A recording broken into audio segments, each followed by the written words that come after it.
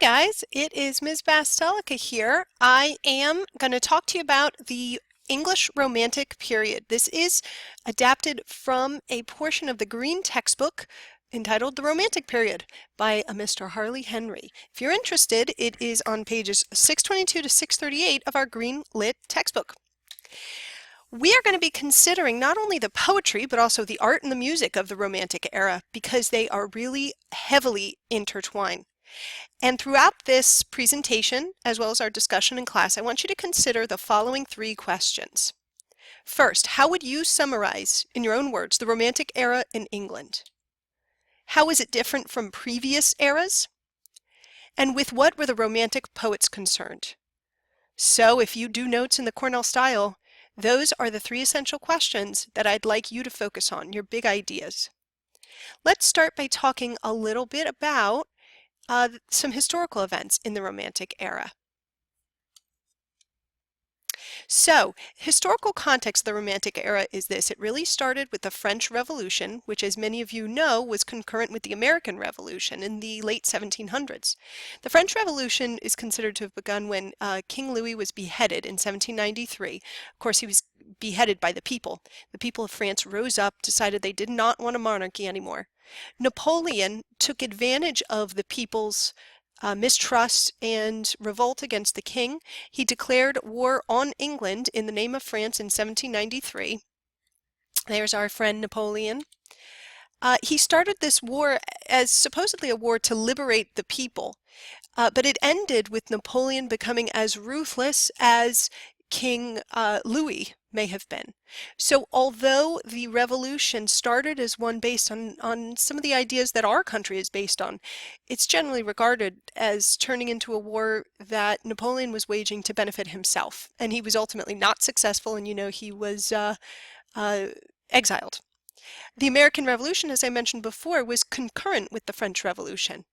So revolution was taking place, maybe not in England, but in many countries around it. And of course, the people of England were well aware of the revolutions taking place in France and America. Take a look at the picture you see over here. As you can probably see, this illustrates the typical factory life in London or other big cities in England at this time. It is not a warm, sunny, green grass, blue sky sort of landscape there. It's dark, it's dreary, there's coal smoke spewing into the air, and there's factories. So during this Industrial Revolution, it's named as such because England became a highly industrialized nation.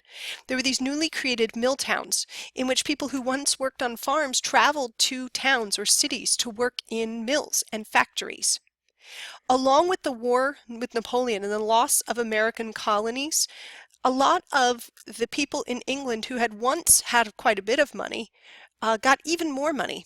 And contrastingly, the poor became much poorer. Instead of working to grow their own food or sell their goods in a small village, many people left the farming of the countryside and moved into the cities. And this resulted in many ways in a much poorer quality of life. This is important to know because it really influenced a lot of the art and the poetry of the time. So let's talk a little bit about the movement of Romanticism. Romanticism was a moving away from the 18th century focus on reason toward imagination and nature. Earlier this year, we read A Modest Proposal by Jonathan Swift. His is a classic example of satire. And satire is really focusing on reason, logos, what one knows. The poetry of the Romantic era was a movement away from that focus on reason to a focus on imagination, a focus on nature. They rejected that sort of witty satire of previous generations and instead embraced the poetry of personal experience. In fact, they believed that poetry of personal experience was a way to change things, could be part of that revolutionary spirit that was taking place in many countries. They had a real democratic attitude towards their audience. They believed the poet was a man speaking to men. That is Wordsworth who said that. One of the poets we'll be reading. I know, very appropriate name, isn't it? Wordsworth. Um, so this democratic attitude was such that the poets believed that they could speak to the common man. They could speak both about and to the common man, instead of poetry being reserved only for the upper classes.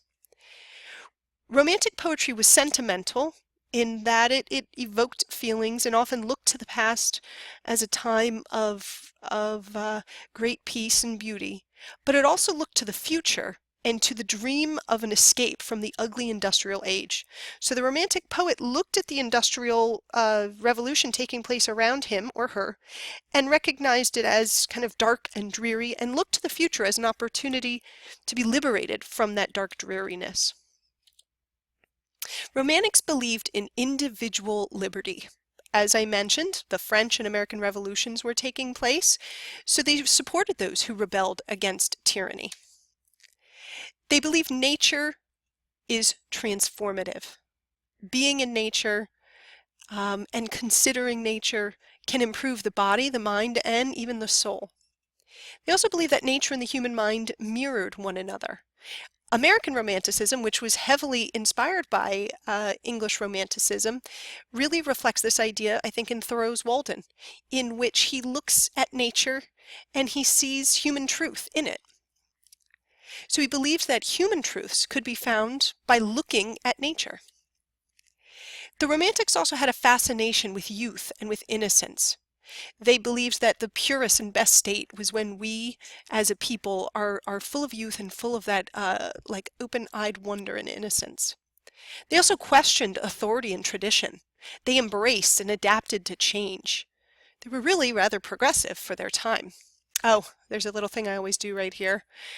The Romantics were kind of like the hippies of the 1800s, the 1700s.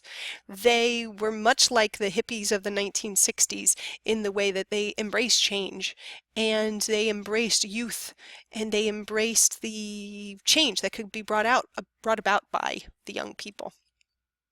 You may have seen this picture before. This is an illustration of the French Revolution. You can see that Lady Liberty there is waving the flag. You can see she's so impassioned by the belief that it was time to bring down the tyranny of the king that she's losing her top there, as you can see. So I put this in here because the Romantic poets, as I've implied before in this presentation, were heavily influenced by the social and economic changes of the time period. They were angry with the government and policies that ignored the problems of the poor. They were ready for a change in which the experience of the poor people could be improved. And they believed, interestingly, that imagination, not reason, would lead to this social change. So if Jonathan Swift, in A Modest Proposal, was proposing a change that would benefit the poor, he was doing it through logic. He was doing it through reason. The Romantic poets believed that this could be brought about through an emotional connection. Some early famous Romantic poets that we'll be reading are William Blake, William Wordsworth, Samuel Taylor Coleridge. Some later Romantic poets are Shelley and Keats, excuse me. So the Romantic poet used imagination. They believed that imagination could be used to become prophet, priest, and king. That's a quote, I believe, from Shelley, in a time of change. They spoke in the language of the heart, not the brain, so pathos over logos. They also explored the emotional experiences of ordinary people, which is really totally revolutionary. It is completely unlike the satirists pardon me, Jonathan Swift of the satirical age before. That's William Blake, whom I mentioned before, and there is John Keats. So I always bring this up and we'll talk more about it in class, but one of the best ways to get a glimpse of the ideas of the Romantic era is to listen to music of the time. I'm going to play for you some of these clips and we're going to talk about how these clips really reflect the themes of revolution and change that we've talked about in this presentation. So I'd like you to be able to answer these three questions. How would you summarize the Romantic era? How is it different from previous eras? And with what were the Romantic poets concerned? Thank you, and we'll follow up on this in class.